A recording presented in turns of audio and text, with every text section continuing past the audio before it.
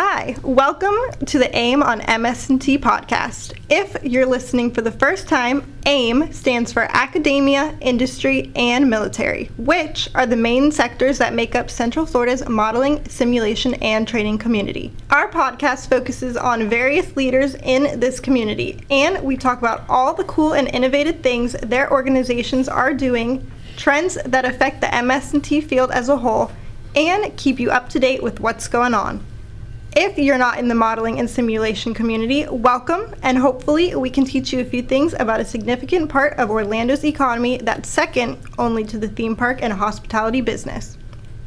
I'm your host, Kate Finkel, and today we have George Cheros, CEO of the National Center for Simulation, and Dr. Neal Finkelstein, who is the COO of the National Center for Simulation, also known as NCS. Thanks for joining us today, and to get us started, can you tell us a little bit about how each of you began your career in the modeling and simulation industry? Well, thank you, Kate. On behalf of the National Center for Simulation, we want to thank all that Team Orlando News and Capital Communications does for our industry and the National Center for Simulation. My career path to getting to National Center for Simulation in this industry is a very non-traditional one at best. I did not grow up in this industry. I actually started out, got my master's in business administration from UCF many years ago, and spent several years working in the consumer products industry for two Fortune 50 corporations. And then after that, I spent 14 years in the world of venture capital and private equity. Nothing related to modeling and simulation until late in that venture. I ended up working with a simulation company that was based out of Europe. Oh, okay. They were interested in opening an office here in Orlando, and I approached the Orlando Economic Development Commission about getting them some incentives. And when I went in downtown and met with them, they asked me what industry the company was in, and I told them simulation. And their response was, well, you need to go meet the National Center for Simulation. There you go. I had no idea what the National Center for Simulation was. And I also had no idea that this big military presence was out here at UCF. Came out and met with General Baptiste, who ended up being my predecessor in this job. And Tom and I really just hit it off.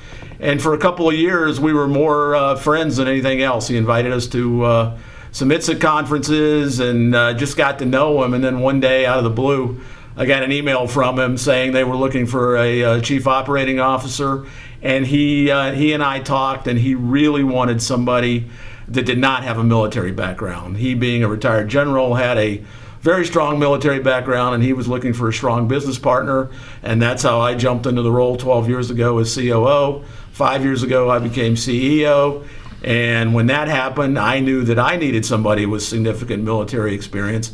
And that's where Neal came in. Thanks, Kate. Appreciate you doing the podcast, and so we can get our message out at the National Center for Simulation. And my career path, a little different. My main goal when I was graduating college down at Florida Atlantic University in Boca Raton, Florida, was to find a job. And I got several job offers, but the military offered me free graduate program, and they would pay for everything. So I decided to go with the Army, and the next thing I knew, I was on a car down to Texarkana, Texas, which was a culture shock from living in Florida. And so I started my career at Red River Army Depot. And after I graduated there, the military, the United States Army, sent me to Texas A&M to get my master's degree, paid for everything. And it was great to be on full salary getting my master's degree, and I was able to play volleyball and travel all over the country playing two-man volleyball, so that was pretty exciting.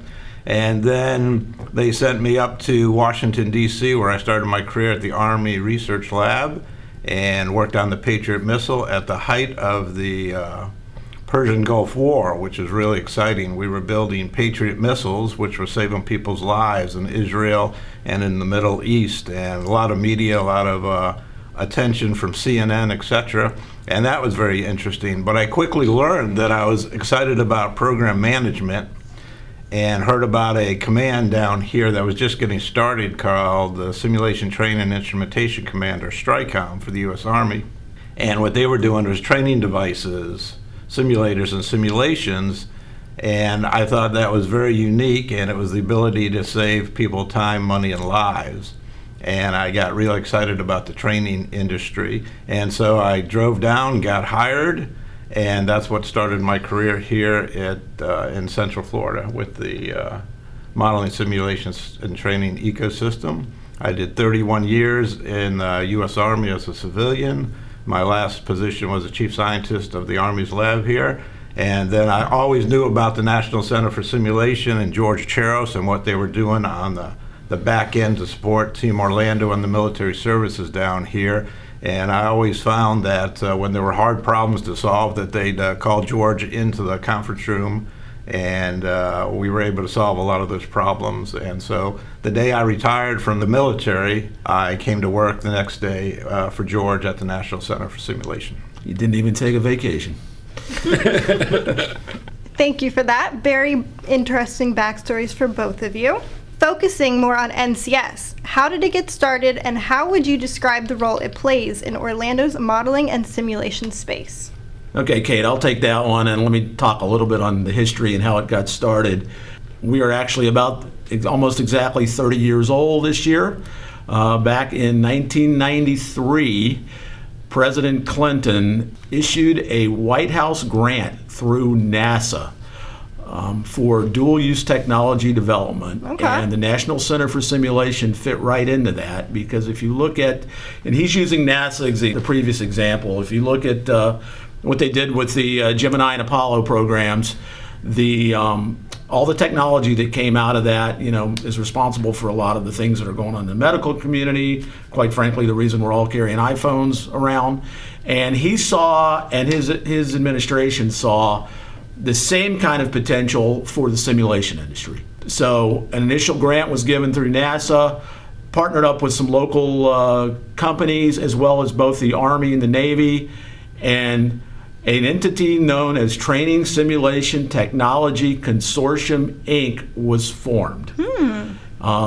That is our official name. We do business as the National Center for Simulation, and if you try to say Training Simulation Technology Consortium 3 times in a row, you'll understand why we changed our name. Right. So that organization was formed, started out really by hiring a lot of engineers and computer engineers to go out and do some white papers and look at existing technologies that the military had developed and try to see if there was an ability to take that technology and translate it over into other vertical markets, other industries. They did some of that research, then they went back to companies like Lockheed Martin and Boeing and the big guys, Northrop Grumman, and they said, look, we've done this white paper and we think there's an opportunity for you to diversify your business, move out of defense, get into some of these other markets. And really the answer that kept coming back over and over again was, we do defense, and we do defense really well. Yeah. We want to stay with defense. At the same time, this industry was really growing. It was growing in the research park. Companies were moving to Orlando. National Center for Simulation became the voice of the industry and really took on the role of promoting the industry, because the dual use that was in our original purpose, in our original charter, was also to develop the technology for defense. And we have championed that role. And then moving forward, we are now up to over 300 members. Wow. We do a lot of work advocating for this industry through all forms and all levels of government, county, city, state, and federal. And then we have really taken on a number of challenges. In terms of the role that we play in the modeling and simulation community, in the modeling and simulation industry, there's an old company out there called Archer Daniels Midland, ADM. Mm-hmm. And they used to do a commercial many years ago on a show called Meet the Press on Sunday morning, and their tagline was, "We aren't the farmers that grow your food, we're the people behind the farmers." We kind of view our role, and that being our role in the simulation industry. We don't produce anything, we don't make anything. We're the group that's there behind you to support you and help you get what you need to either produce it, or from the government side, have the infrastructure you need to operate and then integrate academia and UCF into that process.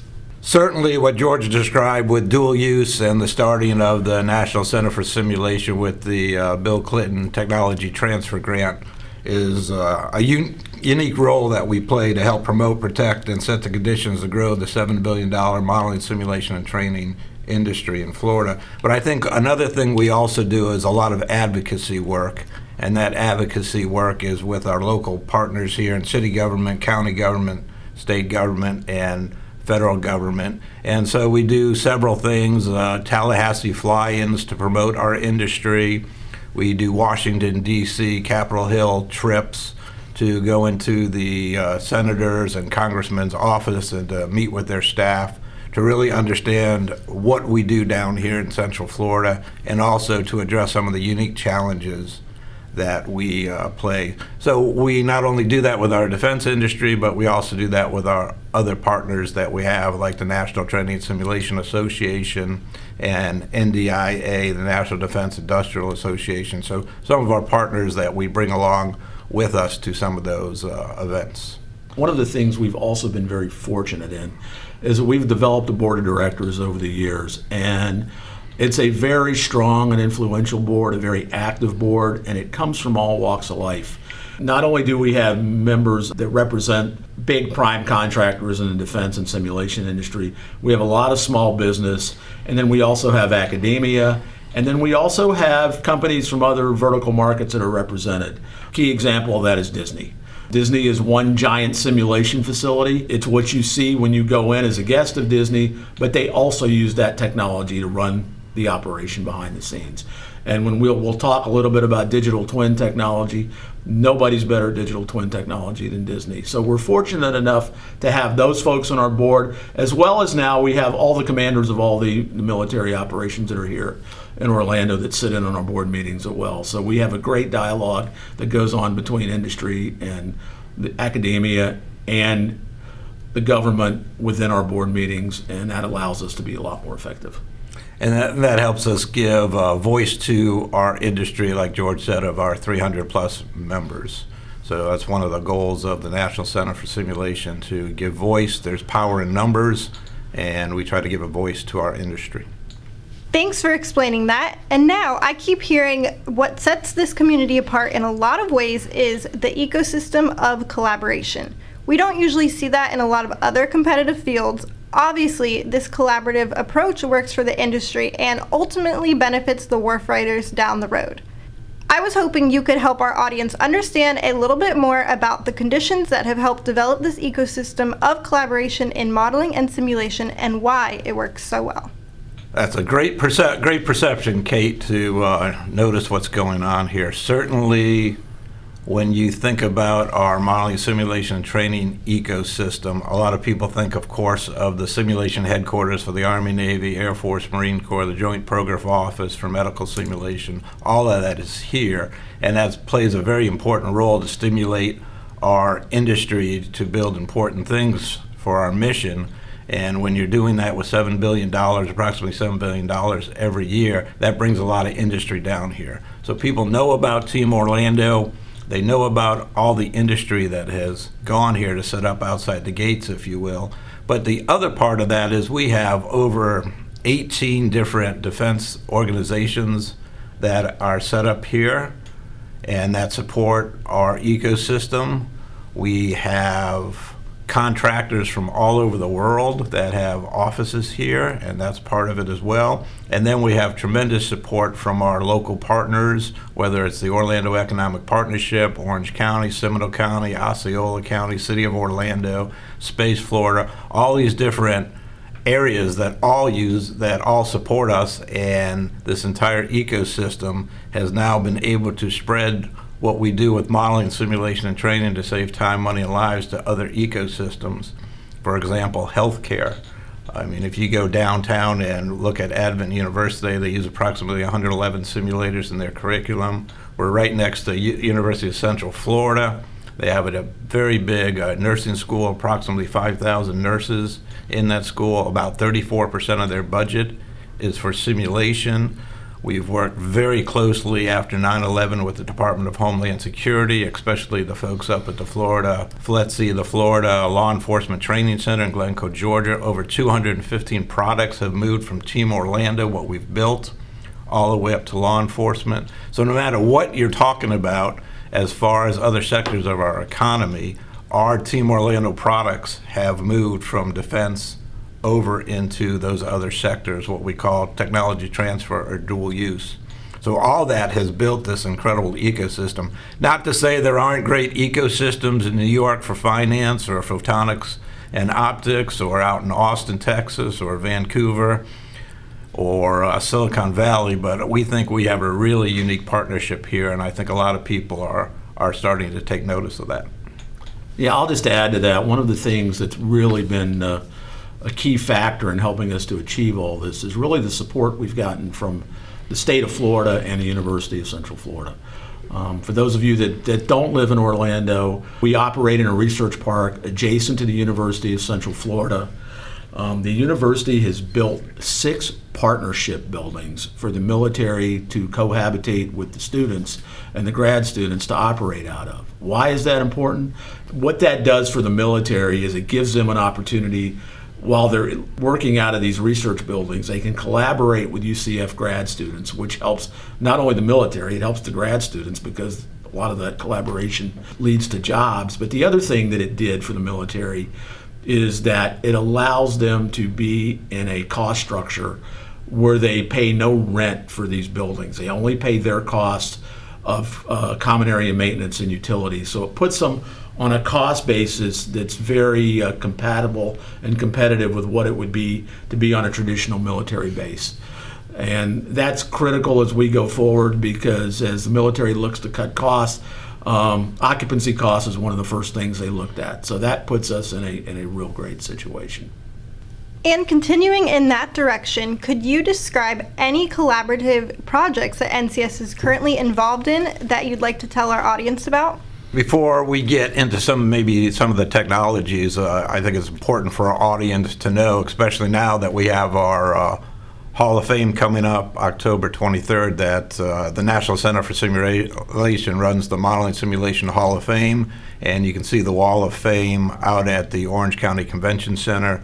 We also have an important event called the Florida Simulation Summit that brings in a lot of our partners in our ecosystem and is co-sponsored, if you will, by the Orange County Mayor Demings from Orange County government, and is partnered with Seminole County and Osceola County. And the whole idea of the Florida Simulation Summit, which we are in our 10th year, is to talk about dual technology or technology transfer outside of the DoD ecosystem. So things that we have gotten out and now are in other sectors of our economy. So that's a big event for us. So between the Florida Simulation, the Hall of Fame, and a lot of the other things that we do in collaboration with all our partners, like our STEM programs for education and workforce development, are critical components, because really our number one challenge in our ecosystem is that of education and workforce. We got to find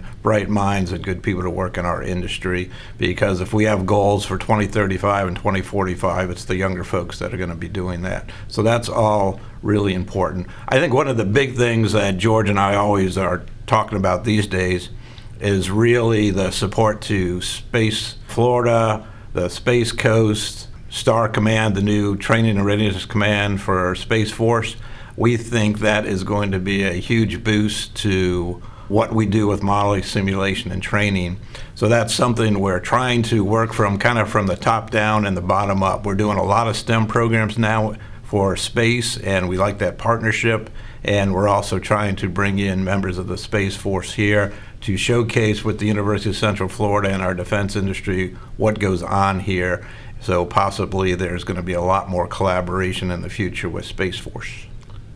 Yeah, and just to add to that, one of the other things that we have really put a lot of effort behind the last couple of years is really letting our representation on Capitol Hill know what we do, why we're valuable to the military, why we're valuable to national defense.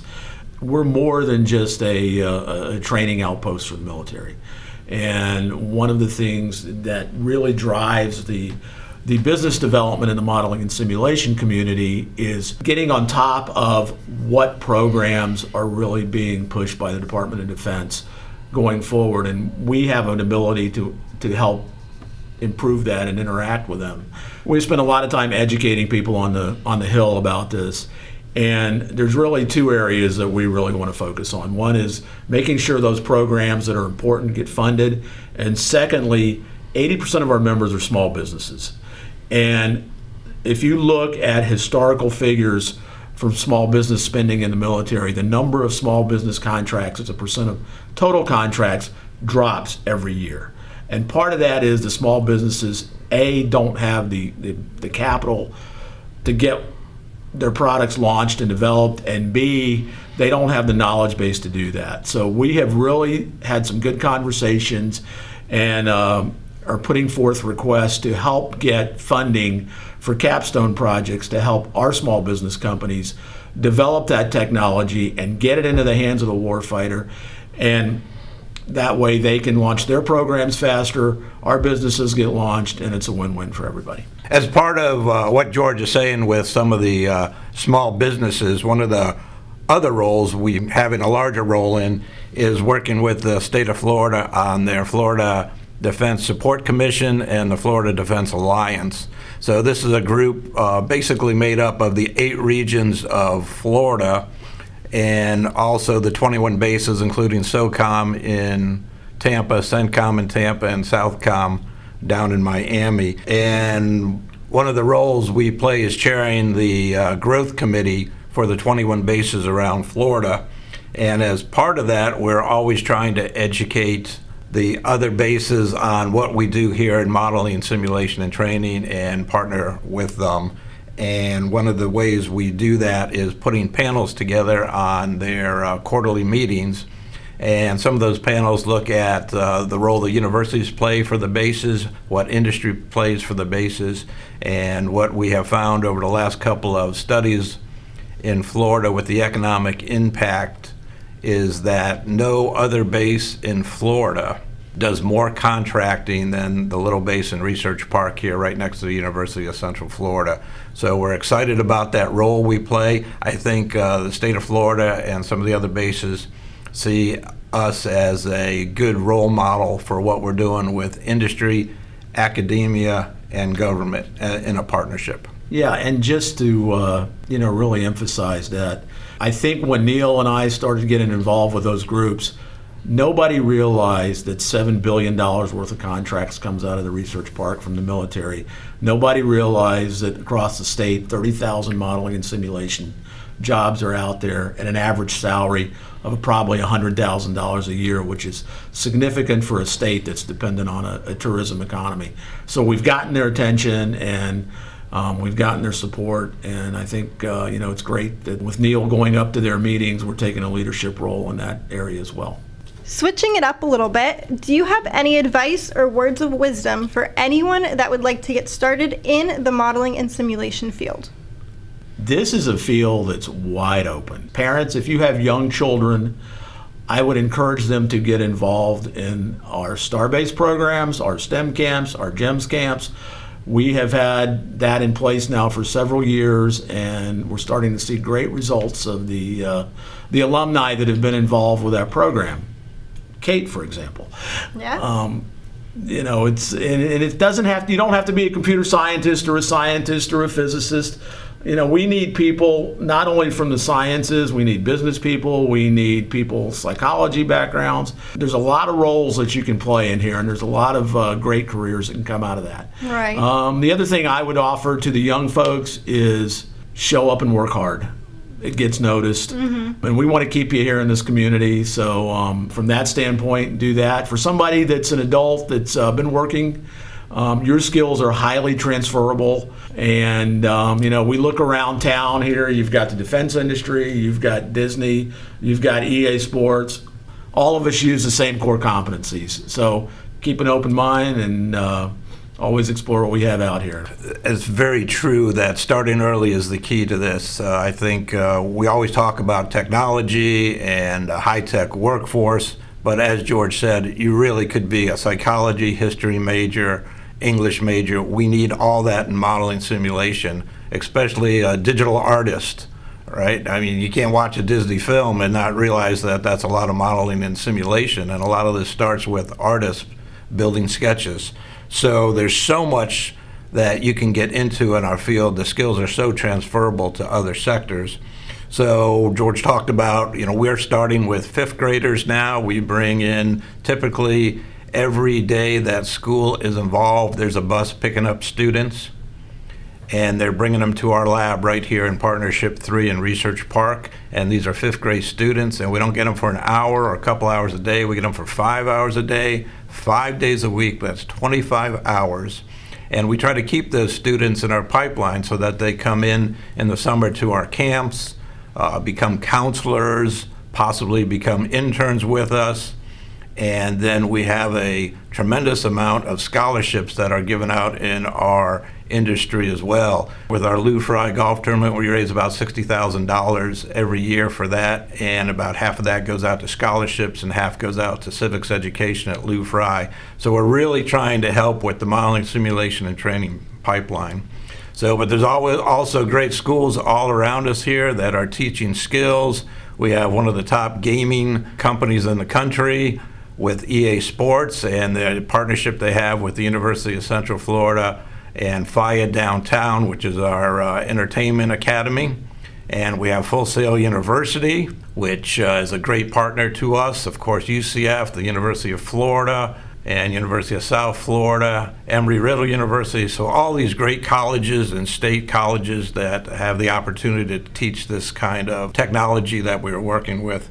But I'll also say what George said, it's really about grit, the ability to work hard for a long time, persevere through obstacles, and keep moving forward. It's not just about talent, title, wealth, or appearance. You really got to work hard in our industry, and that's typically the people that succeed. That is some great advice, and I appreciate you both for joining us here today. To keep everyone updated on future events in the modeling and simulation community, check out our website, teamorlando.org, and you'll find us also on LinkedIn, Twitter, and Facebook for more recent news. And with that, we are going to end this episode here. Again, I'd like to thank our guests, George Cheros and Dr. Neal Finkelstein from NCS, for joining us today, and we hope you enjoyed this episode. Don't forget to follow the AIM on MS&T podcast on your platform of choice, and we will see you in the next one. Bye!